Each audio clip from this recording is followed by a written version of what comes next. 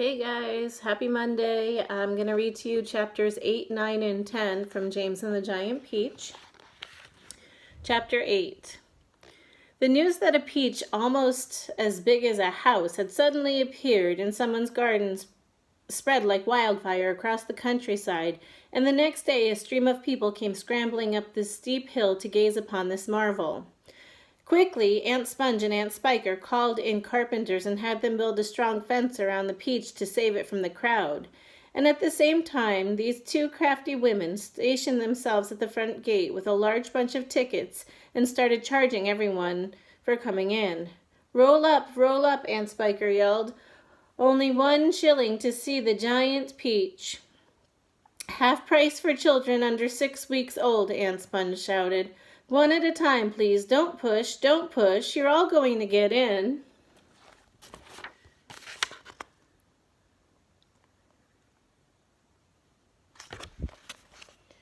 By lunchtime, the whole place was a seething mass of men, women, and children, all pushing and shoving to get a glimpse of this miraculous fruit. Helicopters were landing like little wasps all over the hill, and out of them poured swarms of newspaper reporters, cameramen, and men from the television companies. It'll cost you double to bring in a camera, Aunt Spiker shouted. All right, they answered. We don't care. And the money came rolling into the pockets of the 2 greedy ants. But while all this excitement was going on outside, poor James was forced to stay locked in his bedroom, peeping through the bars of his window at the crowds below. The disgusting little brute will only get in everyone's way if we let him wander about, Aunt Spiker had said early that morning.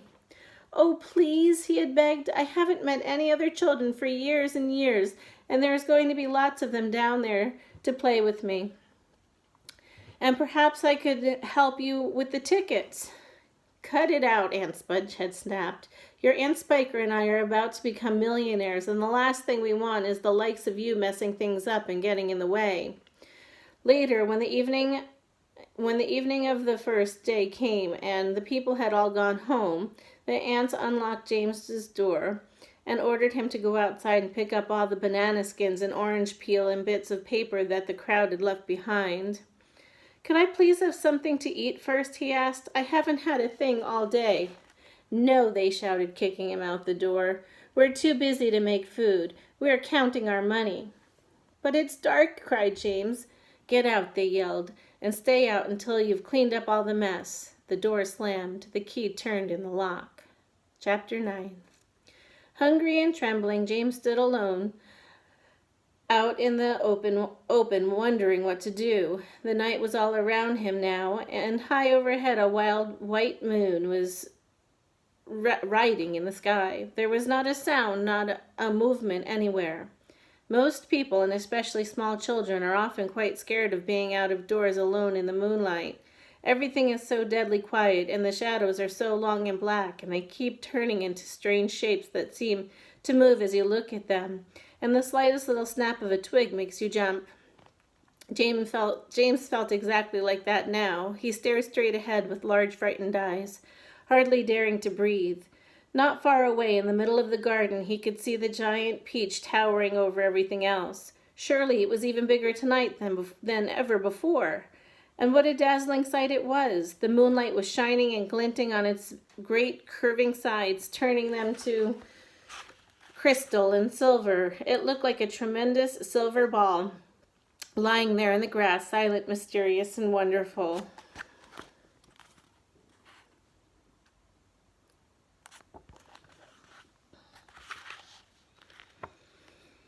And then, all at once, little shivers of excitement started running all over the skin of James's back. Something else, he told himself, something stranger than ever this time is about to happen to me again soon. He was sure of it. He could feel it coming.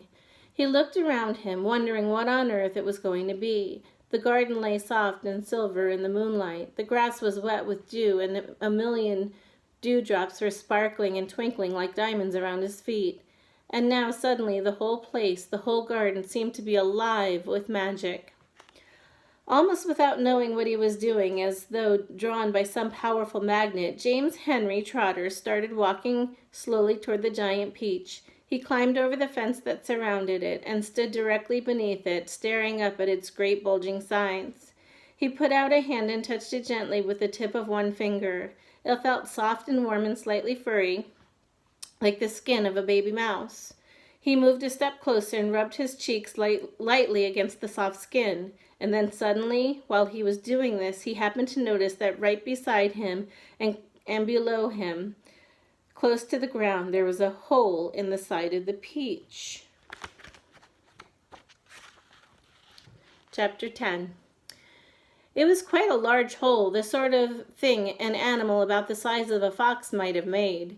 James knelt down in front of it and poked his head and shoulders inside. He crawled in. He kept on crawling. This isn't just a hole, he thought excitedly. It's a tunnel. The tunnel was damp and murky, and all around him there was the curious bittersweet smell of fresh peach. The floor was soggy under his knees, the walls were wet and sticky, and the peach juice was dripping from the ceiling. James opened his mouth and caught some of it on his tongue. It tasted delicious. He was crawling uphill now, as though the tunnel were leading straight toward the very center of the gigantic fruit.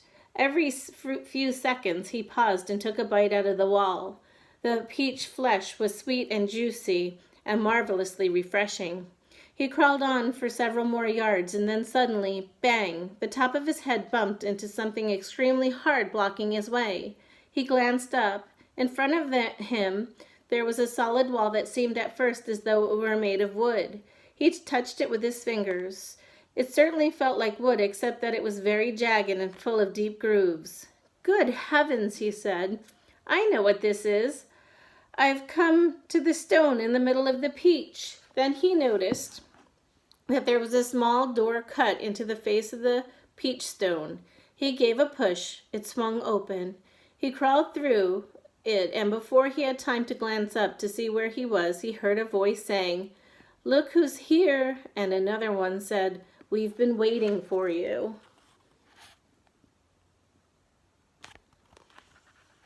James stopped and stared at the speakers, his face white with horror. He started to stand up, but his knees were shaking so much that he had to sit down on the floor. He glanced behind him, thinking he could bolt back into the tunnel the way he had come, but the doorway had disappeared. There was now only a solid brown wall behind him. Okay, we'll read chapter 11 tomorrow.